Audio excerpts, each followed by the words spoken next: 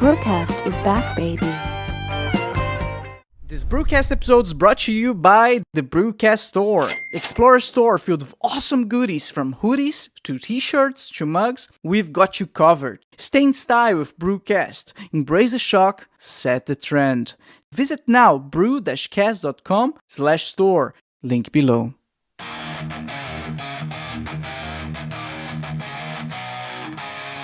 Back with the fire, can't you see the flames? From Deutschland steps comes the BRUCAST name. Voices like thunder breaking all the chains. Unleash the fury like a runaway train. Alright, hi everyone, welcome back to another BRUCAST episode. If it's your first time watching the show, make sure to like and subscribe. If you're listening to Spotify or Apple Podcasts, please rate the show 5 stars. This will ensure that the podcast recommends to even more people and allow me to keep doing what I love. BRUCAST also on Instagram, X, and TikTok, where I upload shorts with the highlights of the show. So follow now, BRUCAST on Instagram, X, and TikTok. Links in the description below. Back here we thrive, we survive. Hey there, BRUCAST fans, you know what's up, I know what's up. It's time to talk about next month's giveaway. Yes, we just did one giveaway. Go check it out. Maybe you're the winner. Who knows? We're still waiting for you to reach out to us. Yes, one of you won the BRUCAST Eco Bag. Yes, you won BRUCAST merch. We're gonna keep giving away BRUCAST merch. But anyway, if you won, reach out to us. We are trying to reach out to you to get the giveaway. Let's talk about next month's giveaway. As long as you guys keep liking, subscribing, commenting, we're gonna keep doing the giveaways. Yeah, that's the deal. It's working. So do all of that, and good luck for the next winner. Hopefully you reach out to us this time. We don't know what we're gonna give away yet, but it's gonna definitely be something from the BRUCAST Store. So look out for that. All right, so let's talk about today's guest. Today's guest is Dani Gottschalk. So Daniela Gottschalk is the founder of Tinseltown, a design firm creating bold, immersive spaces that inspire creativity and self-expression. Known for projects like the BOHOHO in South Africa and Frankfurt, the Place to Be bar, she blends interior design, psychology, and maximalism style to craft unforgettable experiences. All right, Dani, how are you doing? Hello, I'm very good. Nice to meet you. Nice to be on your show. Nice to meet you. Thank you so much for being on my show. It's an honor. Welcome to BRUCAST. And man, that's quite of an introduction. A lot of interesting blends of things there. Yes, I think so too. I mean, you always look at your life a little bit different than other people who just like the imagination is running wild. But I mean, yeah, it's I've done and I'm doing a lot, so to say. Yeah, but it's all very interesting. I mean, I look at your website, and during the introduction, I mentioned about the BOHOHO in South Africa. Like, it's so beautiful with the swimming pool and the little umbrellas. Like, it looks like paradise.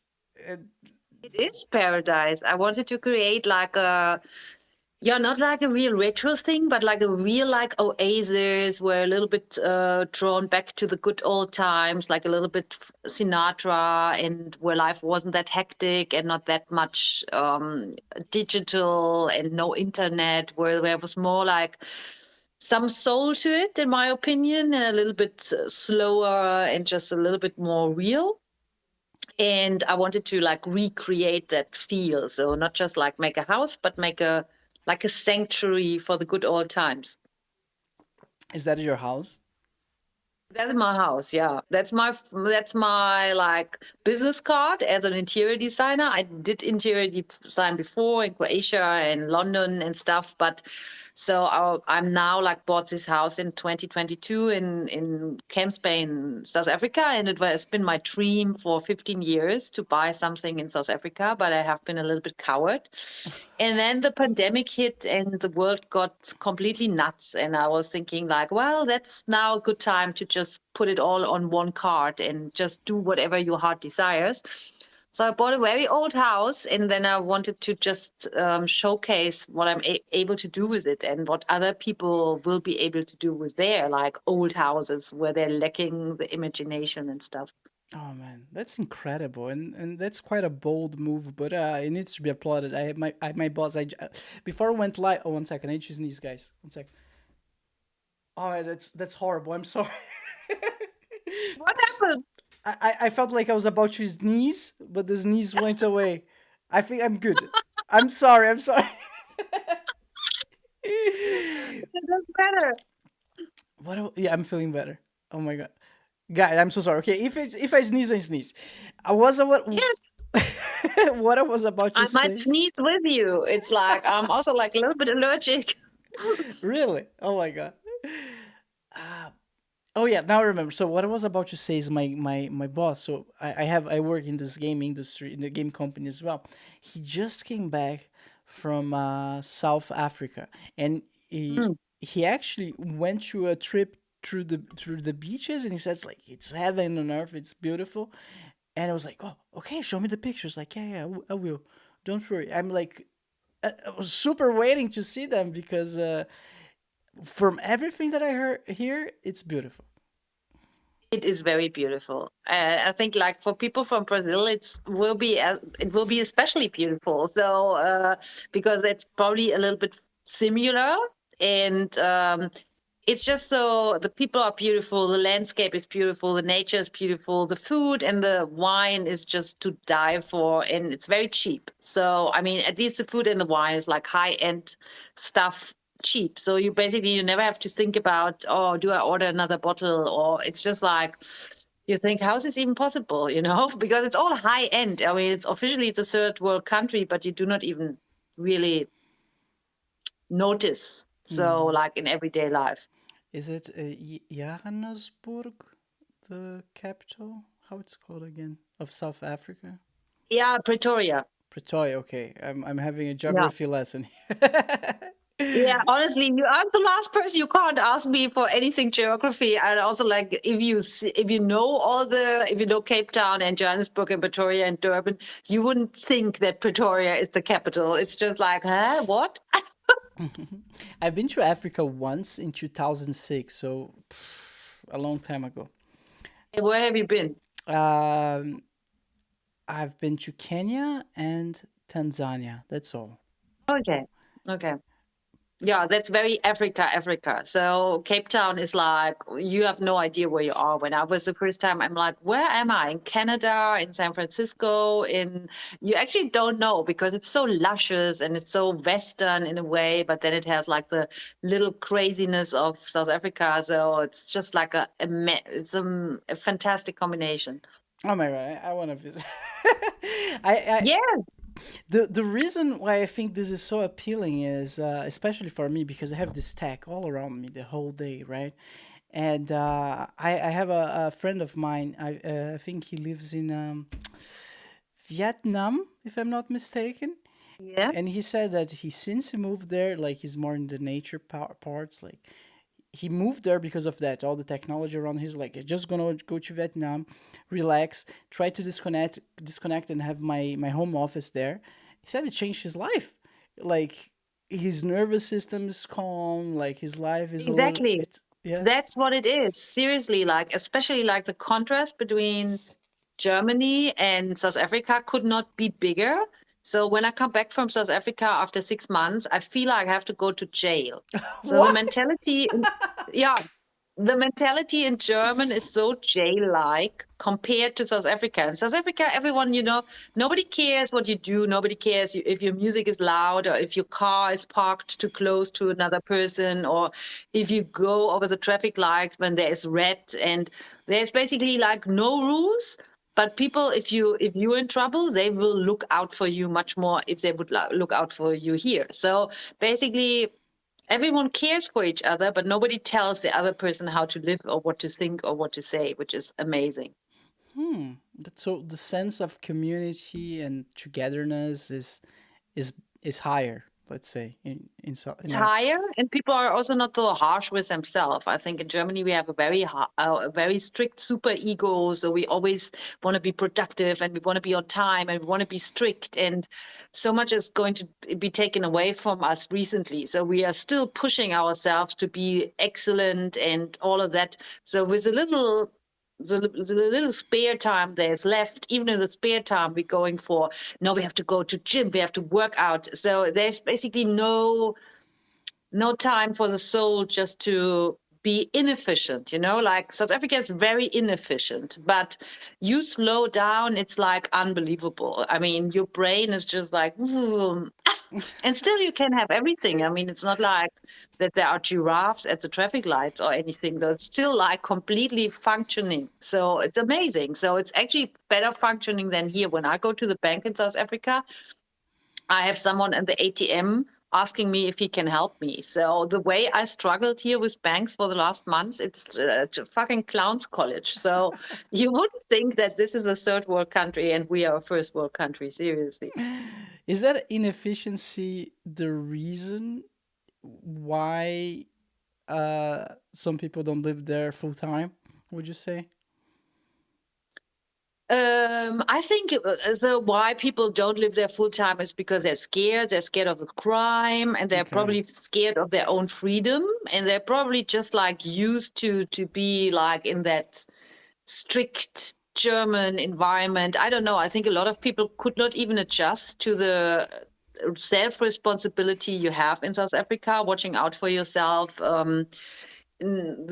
I mean, the good thing in South Africa, like poor and rich people, black and white people, they all know the government is fucking them over. So in Germany, people still think they don't. In Germany, people still think they mean well. So, and that causes like a conflict in the people living here. So I think, yeah, I mean, actually, it's a bliss for most people to go there and just like be a little bit more relaxed, but some people I think have just unlearned how to relax. For them, it's actually scary, They are the kind of people like the rabbits who stay in the cage even if you open the door.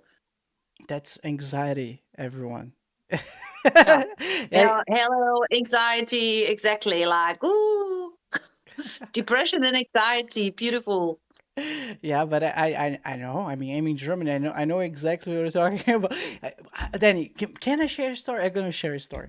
Yes. When you said German is a prison, it's like, do I agree? I don't know if I do agree with that. But let me tell you a story. Once, I moved about 2 or 3 times here, between different flats here in Germany, right? Yeah. Every single time I moved to a new building, there was, I don't know what's up with that, but my friends confirm it's real. Every time that I move to a new building, there's always an old retired lady who is kinda, quote unquote, the policewoman of the neighborhood. Yes, What? of course.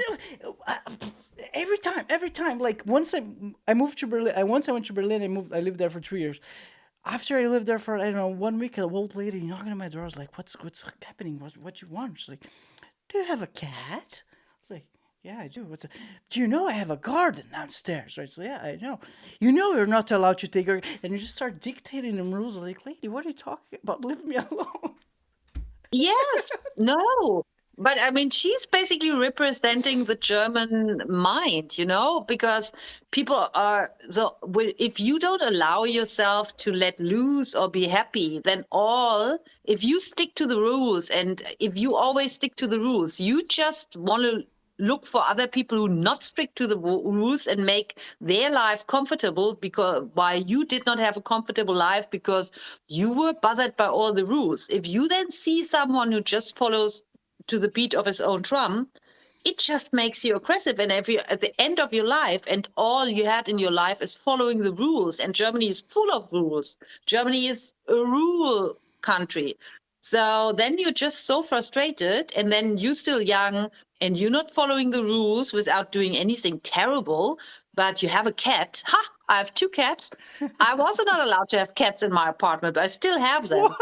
And that's insane. It's just a cat. It's insane. But for them, it's just like they give you, and the thing is like they do not even have to make sense. I think we are at a stage where things do not have to make sense. It's just like, make life. You always have the feeling that you're in trouble. Somehow you're always in trouble. There's so much. You can be the best person, but there are rules. And so like sometimes when I come back to South Africa, I'm so relaxed. And then I watch over my shoulder.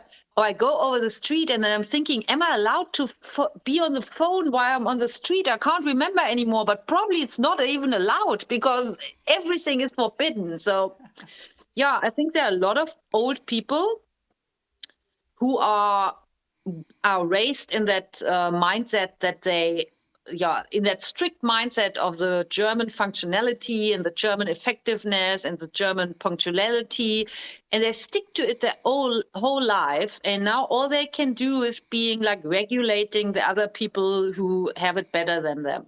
Yeah, yeah, that's it can be frustrating and annoying for sure. Especially for not doing anything wrong. You just feel personally attacked. And like I think you're protected when you're from Brazil and you grew up with a completely different mindset. It's you can stick around here longer and it will not affect you. But if you're born here, if you're raised German, if you always have been in Germany, so at one point, if you figure out you don't belong here, or I mean, the people, the way people think and feel here or behave here is not the way I do. So you take it much more to your heart. I think you probably go back at one point in life, or you go elsewhere. So I think like it probably not get to you as much as it gets to someone who is in that now for already years and years and years, and it's kind of also like in my bones, even, you know. really, wow, wow. I don't want to have it in my bones. That's why I'm in South Africa. But it's just like if you then go to South Africa, you realize how German you are. But in South Africa, it's good for you because you are kind of organized in between the less organized ones. So you can relax to the max and still have full control. That is perfect. And you know what? When you say I do believe you, because I need to stress that I don't think the listeners have an understanding on how strict Germany is. I just gonna paint the picture. Just gonna give you one additional example. Is that all my friends, all of them, when they see the stop sign, like walk, how it's called, the walk stop sign. I know what you're going to say. You Yeah, know, okay. it's not the traffic one. You're not driving. You're walking, and it's No, red. you're walking. You're walking, it's red, there's no cars, you look No around, car. it's like Sunday, everything's closed, and you're like, bro, You still wait. let's go. You still wait? Like, what are you doing? I'm waiting. It's like, waiting for what? Like, it's the Exactly. law. Okay. Now Yeah, I it's wait, law, I learn exactly. it.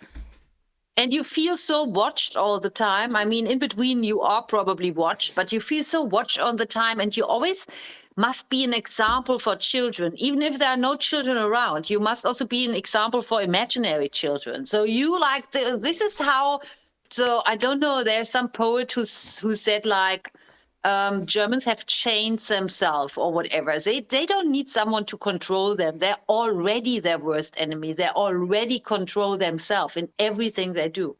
Oh my God.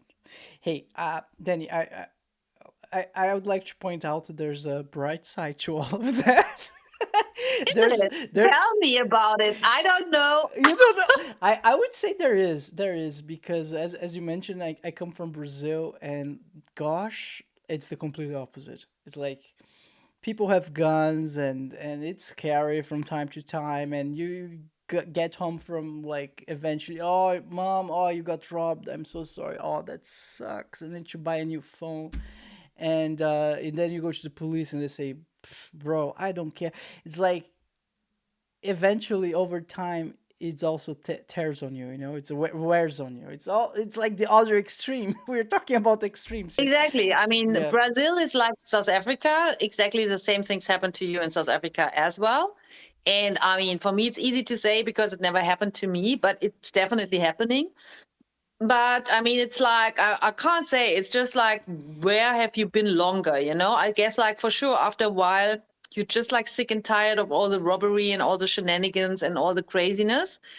And after a while in Germany, you will be completely tired about all the restrictions and all the things you can't do and all the unjoyfulness.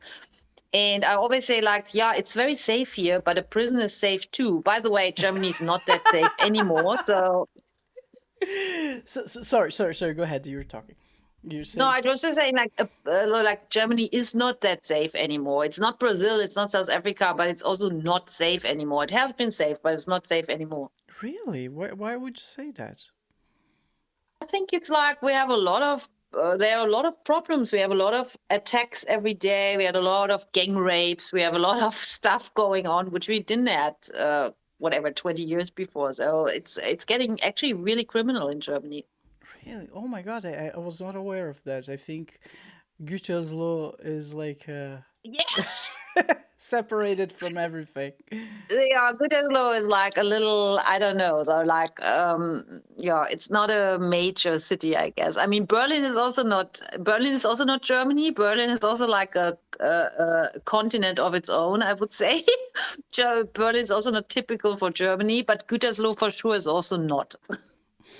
All right, Danny. So I would like to share with the listeners, at least those who are watching, some pictures of your project because it's definitely beautiful. It's the first thing that caught my attention. Let me. Yes. Is that okay? Yes, back you. Okay, give me a second. I'm gonna share the screen with them. Screen share. There we go.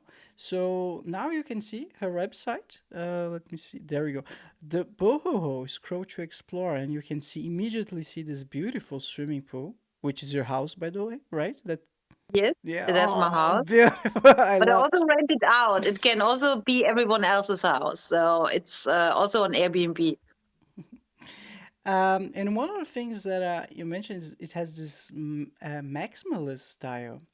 So what do you mean by that? I mean by that, like that, nothing is too bold, nothing is too much color, nothing is too much pattern, nothing is too much decoration. So it's decoration on top of decoration on top of decoration. So I do not have like one cushion on the couch. I have like 15 cushions on the couch, and I have not one vase. I have like 20 vases, and I have not two pictures on the wall. I have like 100 pictures on the wall. So it's like basically it's where other people would say like, oh, I put up decoration, I put up more. It's like a full thing which is decorated, and then I keep on decorating on top of it. It does has its charm. I'm just I just have to take some pillows out of the couch, but other than that, Yeah, it's pretty. sure. Like people are just like they put the pillows. So like, I mean, for the first impression, it's fantastic. You don't find any place to sit there, but you just take the pillows down and then it's good. Is all those furnitures and wardrobes, everything from South Africa? No, No. everything is from France or Germany or Europe in general. So I collected these furnitures over the course of 3 years because I already knew what kind of house I'm looking for and what a kind of mid-century. I wanted to have a mid-century house that vibrates at Palm Springs, Sinatra style. And so I was basically buying the furniture and storing them in my cellar and in my garage. And then I was looking for a house fitting the furniture or fitting the style. And then I shipped it all over in a container to South Africa from Frankfurt. That's beautiful. So you definitely had like this whole vision. It's like it was a huge project. It was huge, and you will not, I mean, unfortunately, you can't see. I should actually put a picture of the house, how it looked before. I mean, there was one family living in it for 50 years. They did not do anything to the house. It was like a red brickstone house. The former owner came to visit. He was even like impressed and he loved it. I mean, if you grow up in that, you get kind of blind to it, you know? And if you would have seen the pictures in the Edward where I saw it for the first time, you would not have thought that anything like this could come out of that. That's impressive. That's something that I personally definitely love, like the before and after. There's a very nice bakery here in Gütersloh where they have like, oh, this bakery has been here for 300 years, and they have like the pictures from the old times hang on the walls. Like, I don't know, just give a sense of history. I think it's a very nice touch. That's my opinion, right? No, I think it's very lovely. I think it must not go. I mean, if it's on the website, it should probably be a bullet point. I Yes, think it would yes. completely ruin the whole website. But it's interesting for the people who want to book me for interior design to see what's actually possible. Because I think if a house is that old and also that small, the house is not very big. It's not super tiny, but you would not have thought yet you can turn a house like this into a mansion. So now with all the colors and with all the whiteness in it, actually looks super huge. How long did it take you to let's say from beginning, like searching for a house to that's it, it's done, I can rent it out? Okay, I already was searching for a house early 2020. I was also already down in Cape Town to buy a house, but I didn't find one, or the one I found I didn't get. But I'm very happy that I didn't get it, because it was actually, when you have that big dream that you want to go to South Africa, and then of course you want to go to Cape Town, but Cape Town has as many suburbs as Berlin or whatever, and you think like, okay, now you actually have to figure out where do you want to, where you want to the winelands? Do you want to be on the beach? Do you want to be in the greenery of Constantia? So yeah, that house would have been in the winelands, which would have not been the right choice for me. So luckily I didn't get it. So and then I looked through the pandemic for houses, and I found that house then finally in May 2022. And it was a done deal. These people wanted to sell, I wanted to buy, very kind people. Wasn't a big thing. So then it took like 3 months for the transfer to get through. And then in August 2022, the builder already started with the renovation, and I built a little model and all of that. So I'm very old fashioned is the way I do the layout. And when I came down then 4 weeks later, already the walls were torn down and the house was already painted from the outside. And then I had 3 months, and like 3 days before my flight back was, and I mean, I could stay at this time in the country for 90 days. So my ticket was going back after 87 days, and the container arrived 3 days earlier. So I had 3 days to furnish the whole house. Oh my God. So I rebooked the flight then. So I flew back on the last day that I could, which made it 6 days. But I had 6 days to furnish the whole house. And then I went home on the 1st of December. And then I immediately started to rent out. Beautiful. Okay. So it was not as long as I expected. It was like, especially the placing the furniture, 3 days. Yeah, no, but I also tell you, the people working there, beside they're officially inefficient, then they in the end they're very efficient. If something breaks, if your shower is not working, if your gas is not on, you will definitely have someone looking after it the very same day, which is almost impossible here. Will never happen in Germany. So if you want to go to the doctor, you can go the same day. You will get an appointment the same day. So in a way, they're much more efficient than we are, but not in a like, not in a strict or unhappy way. So was the process in the house, was the progress was fast, like really, really fast. That's incredible. I watched this show on Netflix. Ah, man, I won't remember the name. Maybe you know it. They take the people out of their houses and try to Yeah. renovate the whole thing in one night. It was so Oh, I haven't interesting. seen that. No, oh man, let me look it up. Let's see, maybe I can find the name here. Show renovation one night, Netflix. Let's see. Watch it in one night. There you go. Instant Dream House. Oh, okay. Not sure if I have not seen it. There's so many like makeover shows. I'm not sure, but one night I don't think I've seen that. But you don't think it's staged? I mean, really? Yeah, definitely. I think a little bit. Yeah. Yeah, I mean, if they want to put tiles and stuff in it, or like a floor which has to dry and stuff, how is this supposed even to work? So I saw other shows where they take the people out of the house and then they have whatever a week. But they always give you like unrealistic expectations. They renovate a house for whatever 25,000 euros or dollars with 2 bathrooms and this and that. It would never be possible, you know? So you watch the show and think like, wow, what you get for 25,000 euros. But it's not true. You never would get that for 25,000 euros. Oh, they lied on the money. They do lie. Yes, they do lie. Oh my god. It's so entertaining though. Oh my god. Gosh, I binge watched all of those shows. I love it. I do love if it's people or if it's interior, like before and after shows are just also one of my favorites. What I was watching the other day. Don't judge me. It's called 90 Days Fiancé. Have you heard about it? I've not seen that. How's that? So basically, there's a guy or a girl in the US who desperately needs a girlfriend or a boyfriend. So Yes. they bring someone else from another country that they probably don't know very well, that probably doesn't speak English very well. And they bring this other person to America, and the couple have 90 days to get along and decide if they gonna stay together, get married or not. And of course, there's the whole camera crew and all the pressure, and these people barely know each other. And there's like the TV crew incentivizing like toxic behaviors, and everyone's cheating. And it never works out, but it makes beautiful television. I love it. And Fantastic. So it will also depend if they need a green card or exactly, So it's yeah. like, no, I want to marry you desperately.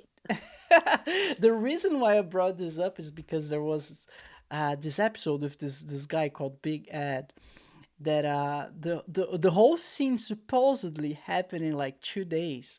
And then there was this frame. Big Ed woke up because today he's very anxious. He's waiting for the call of Liz, like Liz is the girlfriend. And then shows him like waking up, looking at the phone, and then he goes to the kitchen. And then the scene where he goes to the kitchen, like he has long hair, but in the previous scene he had like short hair. And then like, what's going on? And then the next day, and then like the next day, and then he pretends the next day, and then he has short hair again. And like, Oh my God. Yeah, very well done. Well done. it's all fake. It's all fake. No, So but I also find it like, for example, The Bachelor. I mean, I watch that, of course, also sometimes, but then I find it so absurd that, I mean, there are like 30 or 20 women lining up for a guy they've never seen. Then the guy is introduced. And none of them ever said, you know what, he is looking good, but it's not for me. They all want him. How is this even possible? I mean, even, of course, it's always a good looking guy, but they immediately start fight for him, like 25 chickens with a bone.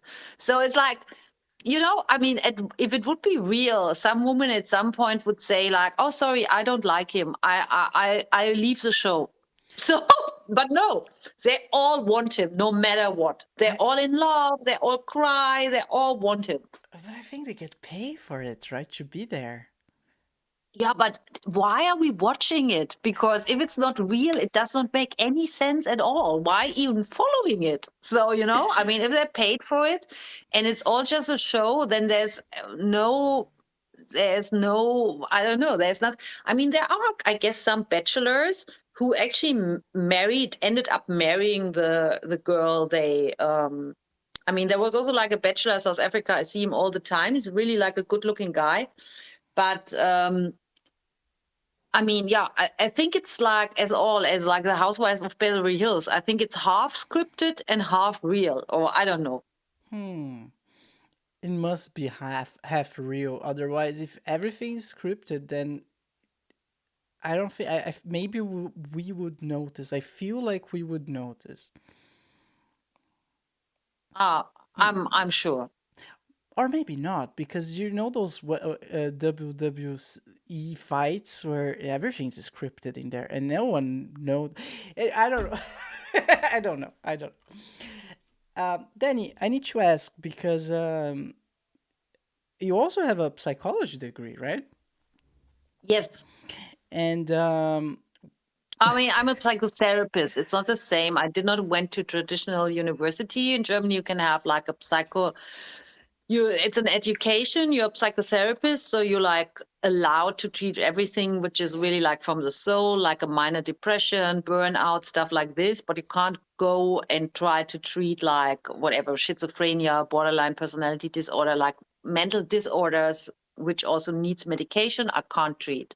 But I mean, the thing is, like, I had like 3,000 sessions of therapy myself. So that is basically my education. So, and I know people who took my education and have never been themselves in therapy. So I always wonder, what can they offer? You can't be a therapist without having had therapy yourself. It's impossible. Really? Would you say so? It is, yeah, of course, you can't. I never look on that through that angle. So in order for you to be a good therapist, or you need to have done therapy yourself.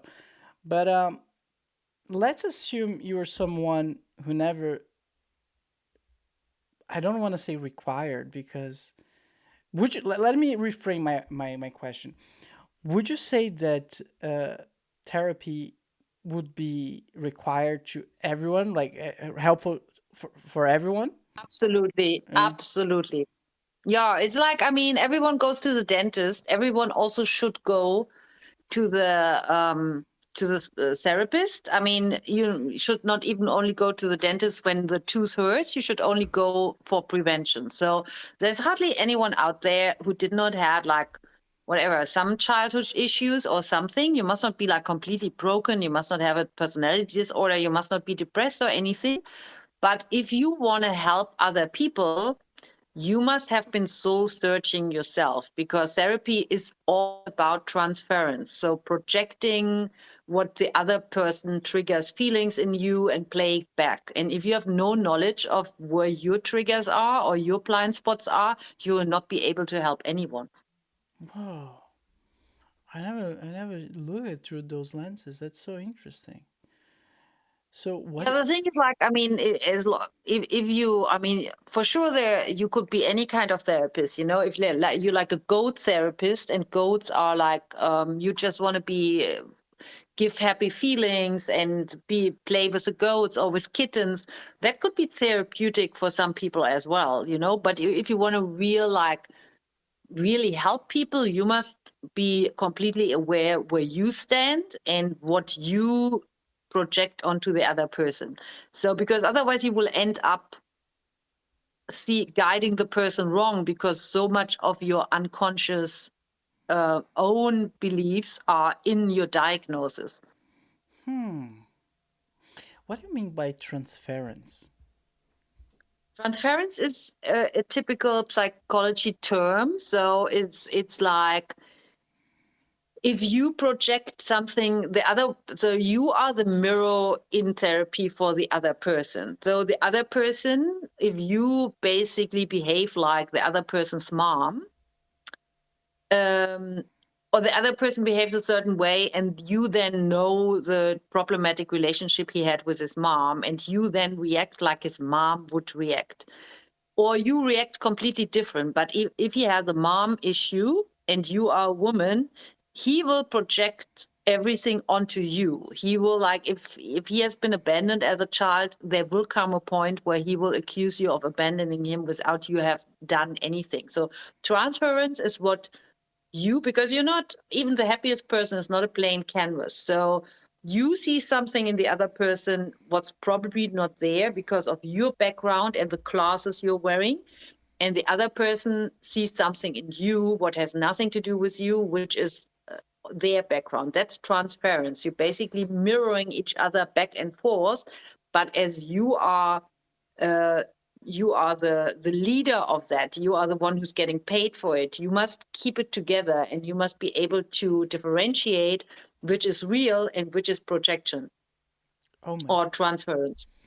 Project. Okay, you need to keep it real. You need to be able to differentiate what is projection or transference. Sounds hard.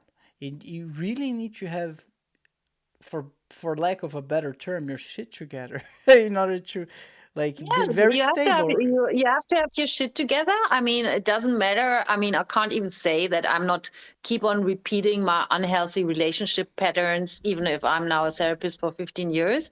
I still have not completely healed myself, but that doesn't mean that I'm not good with other people. You know, it's my wounds who pop up in intimate relationships, but still, I'm on.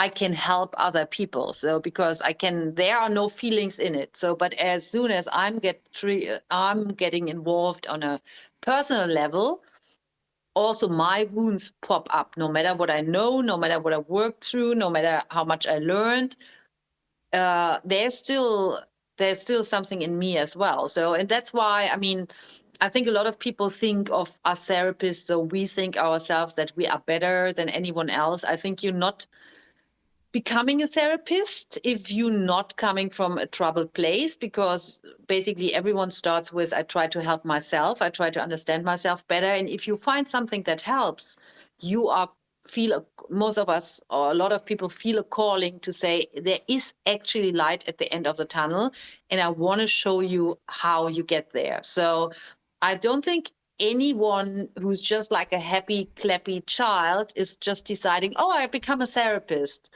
because I'm just interested in people and how they work. I think most therapists come from a place of pain and got very far, and then saw like the unthinkable transformation, and then they feel like, okay, that's actually what I want to do. That's does make a lot of sense. Yeah. A friend of mine who actually studied therapy, he told me, Bruno, like, I would say at least half of the people who are in here, uh, they are just here because they need therapy themselves. Yeah. And Yeah. I never even thought. I was like, what are you talking about, bro? But yeah, it kind of makes sense. Yeah. So I think like everyone kind of needs therapy. Some need it more. The thing is like, you do not have a problem because you need therapy. So it's basically going to therapy is like taking responsibility for your problem. So people who not go to therapy, also they have problems. They basically act out their problems. They make everyone else responsible for their problems. So going to therapy is just saying like, I take responsibility for my problems. I want to get better. I want to understand myself better. That's actually amazing. And I mean, if someone is very happy, but if you have relationships and they always end of kind of the same, or they're always turbulent, or you never have a job that pays you off, or your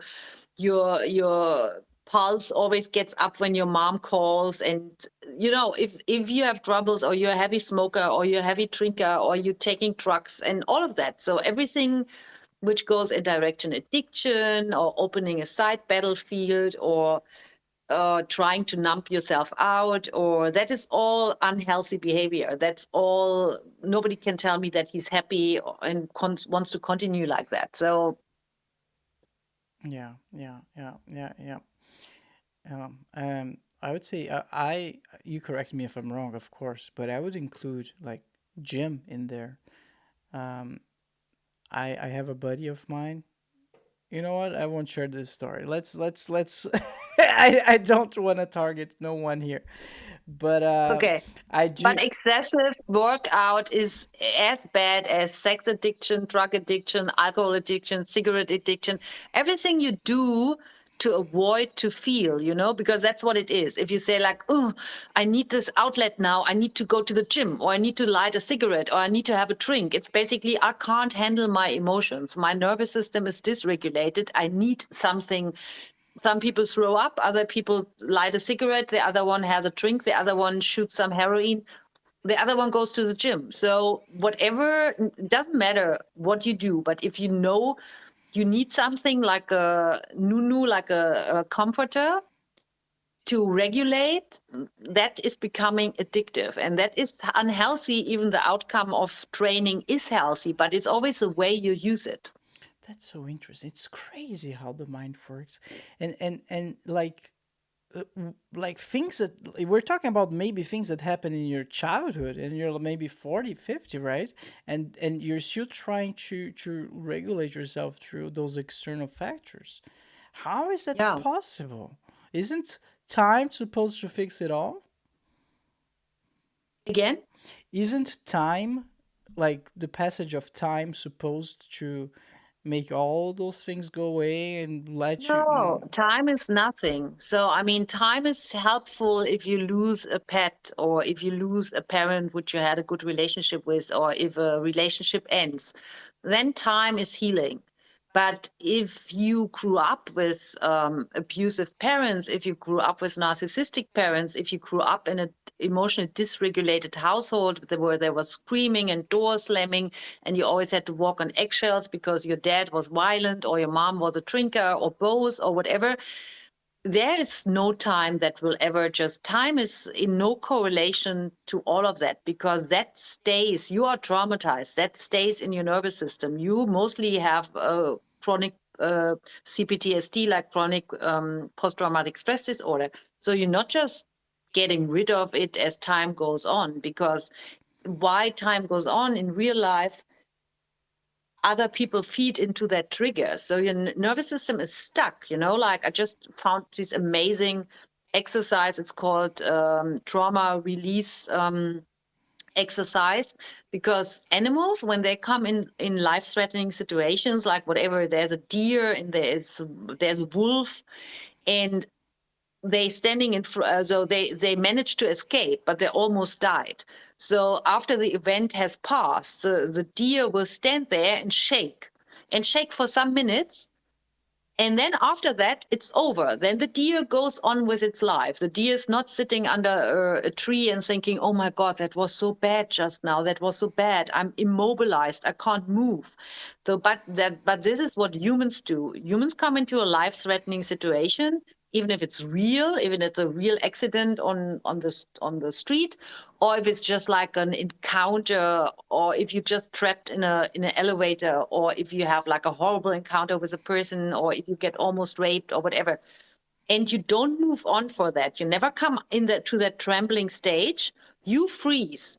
And you stay in functional freeze for the rest of your life if not someone comes and if you not start to regulate your nervous system, because you're still in survival mode, and that shuts down everything. So and this trauma release exercises that actually initiates that trembling and that tremor. So you actually finally, after years, you can shake off your trauma. wow, sounds powerful. Yeah. It is very powerful. It is very powerful. I would not recommend to do that as an only option, but it's definitely on the physical level very supporting, more than yoga or any exercises. So how is it exercise again, if you mind? Like you shake your body? It's very easy. So for you lie on your back. I mean, there are different things you can do, but the easiest one for me was you lie on your back and you have your legs are together. Then you pull it up to them, and then you let them fall to the side like a frog. You have like frog legs. Then your knees are on the side like this, Mm-hmm. and then you, like centimeter for centimeter, you bring your knees up together, like very slow, and you will feel like your legs start to shake, and they start to shake involuntarily, and that shake after some minutes goes further. It goes into your belly, it goes into your pelvis, it can go up everywhere. You just like watch it going through your body. It's completely involuntarily, so your whole body starts to shake. Wow. What's the name of this thing? You can if you Google it, it comes up immediately. It's TRE, TRE trauma release exercise. exercise. Okay. So, oh, I don't know how to type anymore. let, let me. Oh, I'm in the wrong browser, guys. I'm sorry. Let's see. TRE exercise. Let's share that with the audience real quick. Screen share. So, TRE. What's the most TRE, like Theodore, Richard, trauma? earthquake. It's it's giving me like triceps exercises. Oh, TRE. Okay, I'm sorry. I wrote it wrong, of course. Uh, so TRE stands for tension and trauma releasing exercises. TRE is a simple body based technique designed to help release deep tension and stress held in your body. It uses a series of gentle exercises to activate the body's natural tremoring mechanism, which can calm the nervous system and promote relaxation. All right. Wow. But Yeah, you should try it. It really, really works. It takes a while. In the beginning, you think like, oh, it's not happening. But if you feel the slightest trembling in your legs, you just stay there in that position. And then it gets bigger. It gets really like big, big, big, big, big. so the way I understand the solution in for everyone who is smoking or addicted to anything, or they know they have some stored trauma, would be therapy and TRE. It's like the combination of both, basically. The thing is, like, TRE is very new to me myself. I would now not say like, it's not that I'm like a firm believer. I just discovered it like 2 weeks ago. And ever since 2 weeks, I do it every day and I'm completely blown away. But everything else I'm talking about, I've experienced for years. So I'm like, my big thing in when I do therapy is family constellation, which is a group therapy thing where people in the group represent people in your family, and then so the real connections and the real dysfunctions in the family appear in the room, so to say. It sounds very magical, but it is kind of magical, but it's also real. I like the name Constellation. Yeah, it sounds magical. Yeah, it is. It is very moving. And I mean, it's a very short-term intervention. It's just a day or a weekend. And I must say for myself, when I did it the first time and when I did it probably the 20th time, I had like two so powerful interventions, which only took an hour, that completely changed my life. And I've been in psychoanalysis for 7 years, like 3 times a week for 7 years. And it did not do for me what this did for me in an hour. Well, sorry, then let me see if I understand. You went there with your family. No, you're not going with your family. You go on your own and you bring up your issue, whatever it is. If it's like you have a difficult relationship with your mom, you are sick, you have a difficult working situation, you're unhappy with your spouse, you have an addiction, you come up with anything. Whatever troubles you, you come up. And you're sitting in a circle with people you don't know. You're sitting next to the therapist, and he will ask you to very, very briefly describe what's on your heart. So, and then he will pick people from that circle who have never seen your family, who don't know anything about your family. The therapist will ask you, do you have sisters, brothers? What's with your mom? Is your dad? Are they still alive? Do you have any abortions in the family? Are there any dead children? Are there any suicides? Anything specific, he will ask you. And then he will pick out people like, can she represent his mom? Can he represent his dad? I take him for himself, and this is your sister. And then he puts these people in the circle together, and they're just standing there and listening to any internal feelings that come up. So for the most people who are not experienced in that, not a lot will come up. But a little bit will come up. They will feel a little thing like, oh, they feel drawn to that one person, or they want to leave the room, or they feel very weak and want to go down, or they feel very sad. So people will feel. And the more you experience, the more you will feel, and the more you're not inhibited to show what you feel. So at the end of the day, you see the picture of your family represented through other people the way it really is. For example, you think your dad is like a powerful tyrant. It turns out sometimes your mom is the tyrant who's actually holding all the strings in the family. Or someone is depressed and it doesn't know why, or someone is suicidal. It will turn out that 2 generations away there was a person killing himself, and everyone was not talking about it. So he did not get a place in the family because he disgraced everyone with his suicide. But he with his energy wants to come back basically in the family and is burdening you with his suicidal thoughts. So it is the most amazing thing ever. I'm sorry, but it's funny to hear. It's a suicidal thoughts. It's an amazing thing ever. I know that's Yeah. I know that's not what you meant, but I do agree. No. It sounds amazing. Like if that works, it does sound like magical. If yeah, It is magical, and it's like also magical to see how we are all connected. The family is a system. So if one person in the family is sick, like mentally, or everyone is sick, not because they care so much, because it's a dysfunction of the family who makes that person sick. So, and this goes over generation and generation and generation, and people repeat an unlived life of a person in the generation before. Also, if there's a suicide, there's never the first suicide. If you know of a person who killed himself, in his family, someone else killed himself before, and before someone else has killed himself too, and. And they're all related to each other. Ooh. I saw this meme where like the dad is like the grandpa is shouting to the daughter, "You suck," and then the daughter is shouting to the other daughter, it's like, "You suck," and then it's like basically the meme is depicting the trauma being passed down generationally, and then Exactly. the last person is like the last mom is like holding a shoe. No, I'm gonna protect my daughter, and then you have the baby just drawing happily, not even knowing that the mom prevented this whole deal.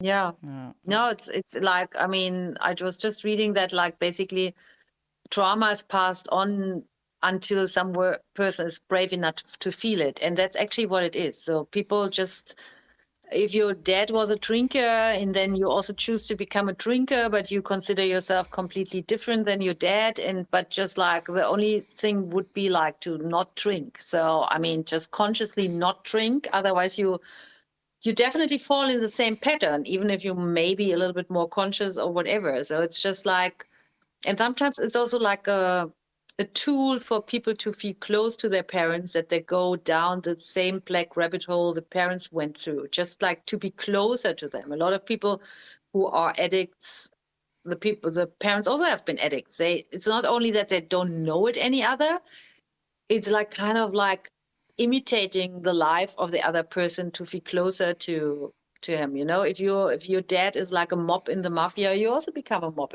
in the mafia, and so on. Look what I read today, Danny. Generational wounds may live in our genes. New research suggested that childhood trauma leads to a difference in the epigenetics of the sperm cell, which can impact a child's development and also be passed on by that child via epigenetic inheritance. So apparently, if you have trauma stored in your body, it can even affect your sperm cells and carry it over via the sperm. I read that this Yeah, I morning. mean, I I was do like, not have so much sperm, but I mean, I believe that. but it's crazy. Like, yeah, it all rings true. It just passes on, passes on.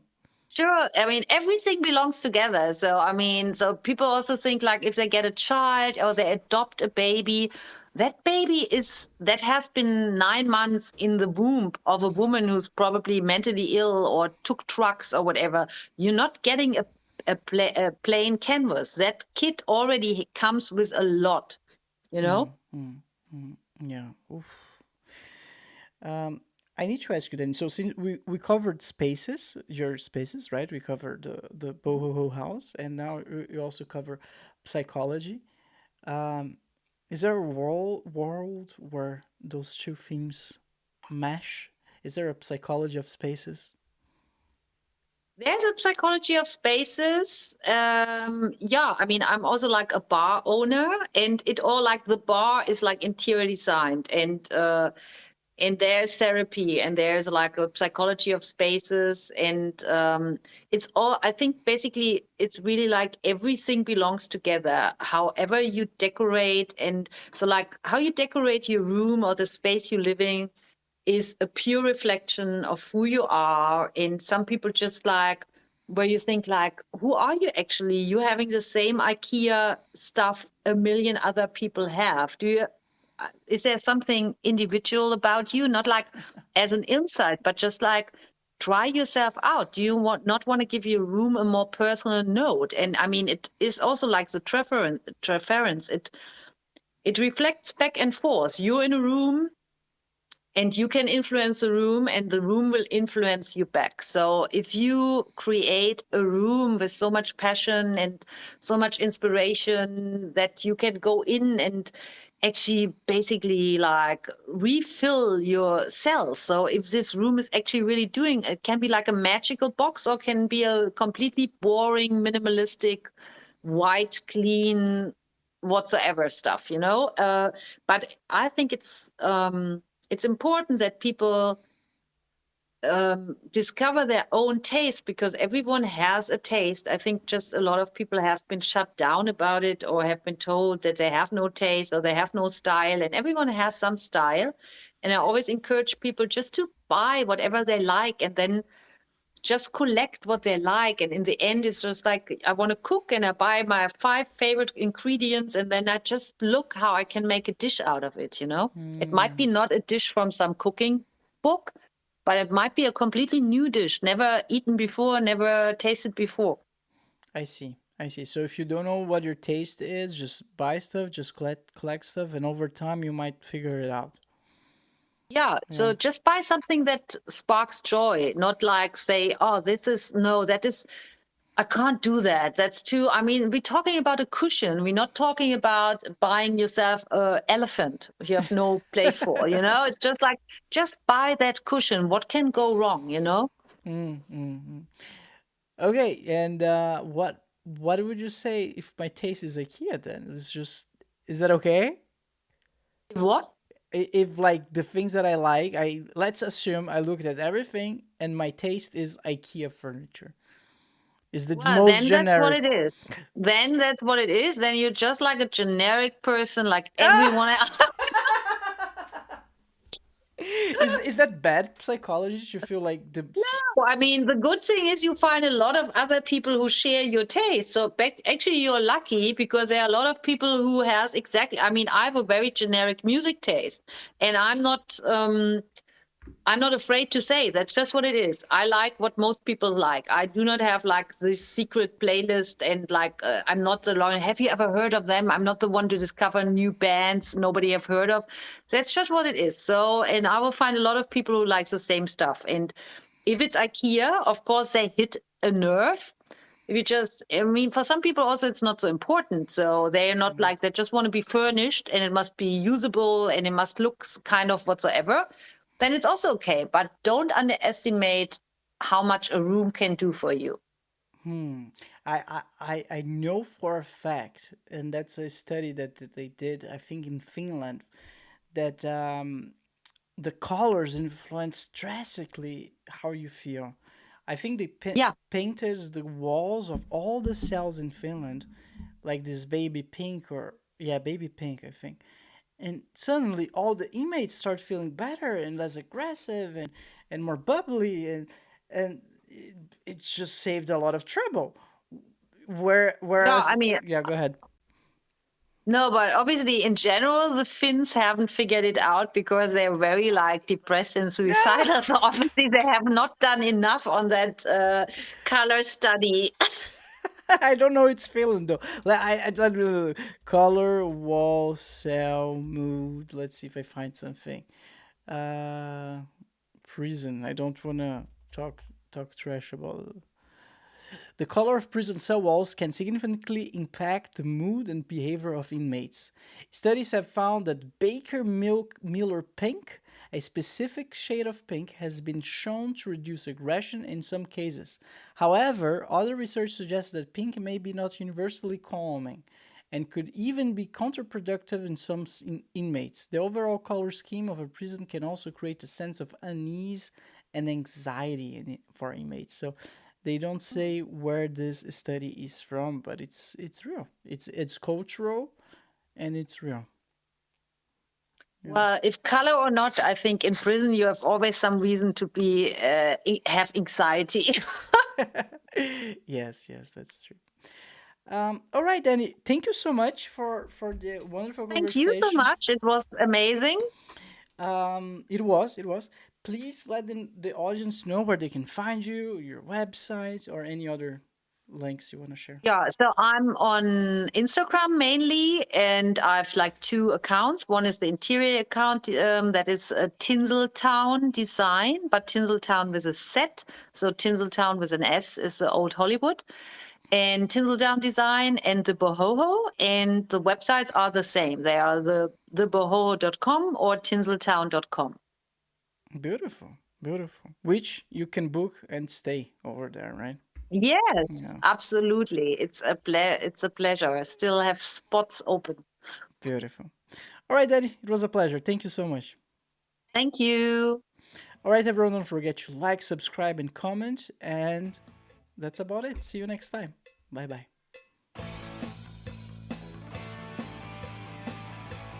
Thank you so much for hanging out with us today. If it's your first time watching the show, make sure to like and subscribe. If you're listening on Spotify or Apple Podcasts, please rank the show 5 stars. This will ensure that the podcast is recommended to even more people and allow me to keep doing what I love. Check out now the BRUCAST store, Explore store, filled with awesome goodies from hoodies to t-shirts to mugs. We've got you covered. Stay in style with BRUCAST. Embrace the shock, set the trend. Buy now at brew-cast.com/store. Again, that's brew-cast.com/store. Link on the description below. Be a BRUCAST model and get free stuff. We'd love to see how you and your loved ones enjoy BRUCAST. Snap a picture of yourself, your family, your friends, or even your pets wearing BRUCAST merch, or watching an episode of the show and send it to us and become part of BRUCAST. We'll feature you in your pictures at the end of every episode, just like the ones you're seeing on the screen right now. You can upload your pictures at brew-cast.com/contact or tag us on social media. Alright everyone, it has been a pleasure. Thank you so much and see you next time. Bye bye.